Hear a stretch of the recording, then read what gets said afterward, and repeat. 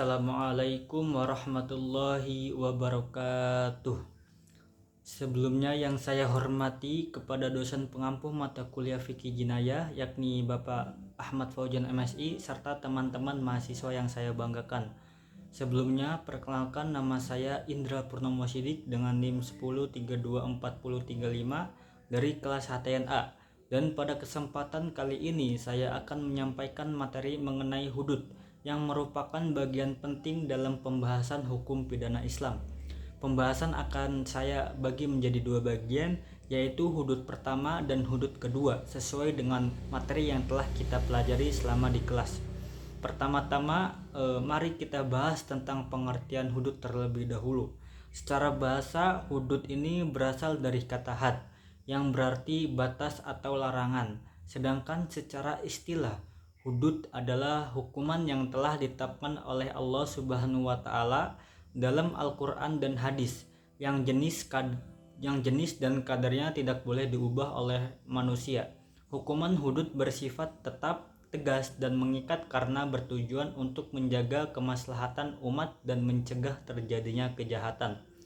Dalam literatur fikih jinayah, hudud ini merupakan bagian dari sistem hukum pidana Islam yang mengatur hukuman atas tindak pidana tertentu yang dianggap berat karena berdampak pada ketertiban dan moral masyarakat.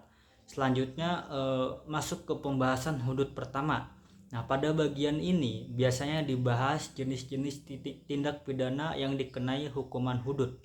Setidaknya ada 7 macam tindak pidana hudud, yaitu yang pertama ada zina. Nah, zina ini hubungan seksual antara laki-laki dan perempuan yang tidak terikat dalam pernikahan yang sah. Hukuman bagi pezina muson yang sudah menikah adalah rajam. Sedangkan bagi pezina ghairu muson yang belum menikah adalah cambuk 100 kali dan pengasingan selama 1 tahun. Yang kedua ada qadzaf, yaitu tuduhan zina kepada seseorang tanpa bukti sah. Hukuman bagi pelaku qadzaf ini adalah 80 kali cambukan. Yang ketiga ada pencurian syarikoh dengan syarat tertentu, misalnya barang yang dicuri ini mencapai nisab dan diambil dari tempat yang aman. Nah, ini hukumannya adalah potong tangan. Yang keempat ada perampokan atau hirabah. Ini dilakukan oleh pelaku bersenjata di tempat umum dengan cara menakutkan. Hukumannya bervariasi mulai dari hukuman mati, penyaliban, atau potong tangan dan kaki secara silang. Ini tergantung tingkat kejahatan yang dilakukannya. Yang kelima ada minum khamr atau minuman keras. Dalam hukum Islam, meminum minuman yang memabukkan ini dikenai hukuman cambuk sebanyak 40 hingga 80 kali, tergantung pendapat ulama. Yang keenam ada murtad, keluar dari Islam dengan sadar dan sengaja. Nah, ulama ini berbeda pendapat soal ini, namun mayoritas menyebutkan bahwa hukumannya bisa sampai hukuman mati setelah diberikan kesempatan untuk bertobat. Yang terakhir ada bugot, pemberontakan. Nah, yaitu kelompok yang menentang pemerintahan Islam yang sah. Hukuman untuk pelaku bugot lebih bersifat politis dan disesuaikan dengan kondisi serta pertimbangan maslahat. Kita lanjut ke pembahasan hudud kedua. Pada bagian kedua ini kita masuk pada unsur-unsur penting dalam penerapan hudud, termasuk syarat-syarat pembuktian dan hikmah dari pelaksanaan hudud. Penerapan hudud tidak bisa sembarangan, ada syarat dan ketentuan yang sangat ketat. Antara lain, yang pertama adanya bukti yang sah, misalnya dalam kasus zina harus ada 4 orang saksi laki-laki yang melihat langsung perbuatan tersebut secara jelas. Yang kedua, pelaku harus dalam kondisi sadar, berakal, dan balik. Nah, artinya anak kecil atau orang gila ini tidak dikenai hudud. Yang ketiga, tidak ada unsur paksaan atau darurat, karena dalam keadaan terpaksa hukuman bisa ditangguhkan atau diganti. Dan yang terakhir ada dalam kasus pencurian harus dipastikan barang yang dicuri ini mencapai nisab dan diambil dari tempat yang aman. Nah, selain itu pembuktian dalam perkara hudud ini sangat ketat. Tujuannya agar tidak terjadi kesalahan dalam menjatuhkan hukuman. Karena jika sudah ditegakkan hudud, itu tidak ada ruang kompromi lagi. Selain itu, pembuktian dalam perkara hudud ini sangat ketat. Tujuannya juga agar tidak terjadi kesalahan dalam menjatuhkan hukuman. Karena jika sudah ditegakkan hudud, itu tidak ada ruang kompromi lagi. Islam juga memberikan rasa hati-hati yang tinggi dalam penerapan hudud. Bahkan dalam hadis disebutkan, tolaklah pelaksanaan hudud dengan adanya syubhat. Nah, berarti ini artinya jika ada sedikit keraguan atau ketidakjelasan, maka hudud tidak ditegakkan dan diganti dengan hukuman takzir. Adapun hikmah dari diterapkannya hudud, antara lain yang pertama itu menjaga hak individu dan masyarakat. Yang kedua ada mencegah terjadinya tindak kriminal berulang-ulang.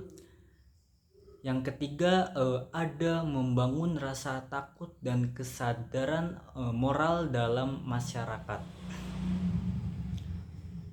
Yang keempat ada mewujudkan keadilan dan kemaslahatan sesuai dengan prinsip maqasid syariah. Oke, kita lanjut ke pembahasan selanjutnya, yaitu mengenai qiyas dan diyat serta reformasi dan positifikasi hukum Islam di Indonesia. Pertama-tama mari kita bahas mengenai qiyas dan diyat terlebih dahulu.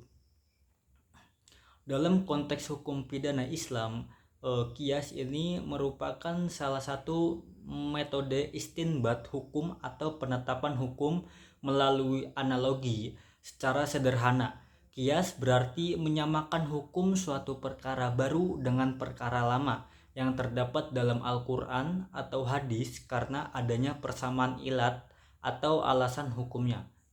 Contoh, dalam kasus narkotika yang belum disebutkan secara eksplisit dalam Al-Quran. Nah, ulama menggunakan qiyas dengan menyamakannya dengan hukum khamr. Nah, karena keduanya memiliki efek yang sama, yaitu memabukkan atau merusak akal, maka hukumannya pun bisa dianalogikan sama haram dan dikenai sanksi tertentu. Dalam fikih jinayah, qiyas ini juga sering digunakan ketika terjadi perkembangan bentuk-bentuk kejahatan baru yang belum disebutkan secara eksplisit dalam teks-teks klasik. Dengan begitu, qiyas berperan penting dalam menjaga relevansi hukum Islam sepanjang zaman. Nah, lalu kita masuk ke pembahasan mengenai diyat. Nah, diyat ini secara istilah adalah denda atau kompensasi yang diberikan kepada keluarga korban dalam kasus pembunuhan atau penganiayaan, baik itu dilakukan secara sengaja, tidak sengaja, ataupun semi sengaja, yang disebut shib al-mad. Besarnya dia telah diatur dalam fikih dalam kasus pembunuhan tidak sengaja. Misalnya pelaku ini dikenai diyat yang dibayar kepada ahli waris korban. Adapun dalam pembunuhan sengaja, keluarga korban ini bisa memilih antara kisos atau memaafkan dan meminta diyat. Nah, jumlah diyat ini berbeda-beda tergantung kasusnya. Secara tradisional, diyat setara dengan 100 ekor unta atau bisa dikonversi dalam bentuk nilai uang sesuai konteks zamannya. Ini menunjukkan fleksibilitas hukum Islam dalam menyesuaikan nilai diyat dengan realitas ekonomi masyarakat. Selanjutnya kita masuk pada pembahasan reformasi dan positifikasi hukum Islam di Indonesia. Nah, sebagaimana kita tahu, Indonesia adalah negara hukum yang menganut sistem hukum nasional, tetapi juga tidak menutup kemungkinan untuk mengakomodasi nilai-nilai hukum Islam di dalamnya, termasuk dalam bidang hukum pidana. Nah, positifikasi hukum Islam berarti proses penulisan dan pengesahan hukum Islam ke dalam sistem hukum nasional melalui regulasi formal seperti undang-undang, peraturan pemerintahan, maupun peraturan daerah. Nah, contoh konkretnya ini dari positifikasi hukum Islam di Indonesia bisa kita lihat dalam beberapa produk hukum seperti Undang-Undang Nomor 1 Tahun 1974 tentang perkawinan yang memuat nilai-nilai hukum Islam, nah khususnya bagi umat Muslim. Terus ada Komilasi Hukum Islam atau disingkat juga KHI yang menjadi rujukan dalam perkara perdata Islam.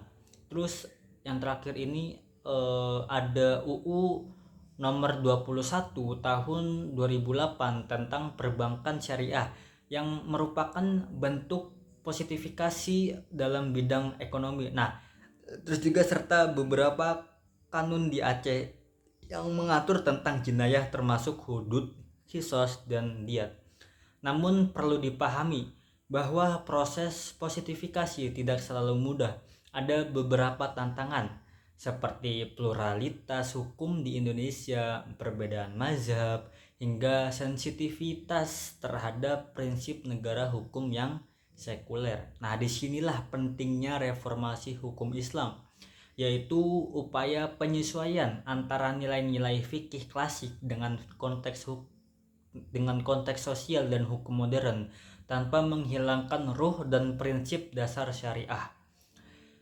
Reformasi hukum Islam mendorong lahirnya pendekatan baru dalam fikih seperti pendekatan maqasid syariah yang menekankan pada tujuan-tujuan syariah seperti keadilan, kemaslahatan, dan perlindungan jiwa. Pendekatan fikih kontekstual yang mempertimbangkan perubahan sosial dan lokalitas terhadap masyarakat Indonesia. Dengan reformasi dan positifikasi ini, hukum Islam tidak hanya menjadi teks yang sakral, tapi juga aplikatif dan solutif dalam menghadapi problematika hukum masyarakat modern. Nah, demikian pemaparan dari saya.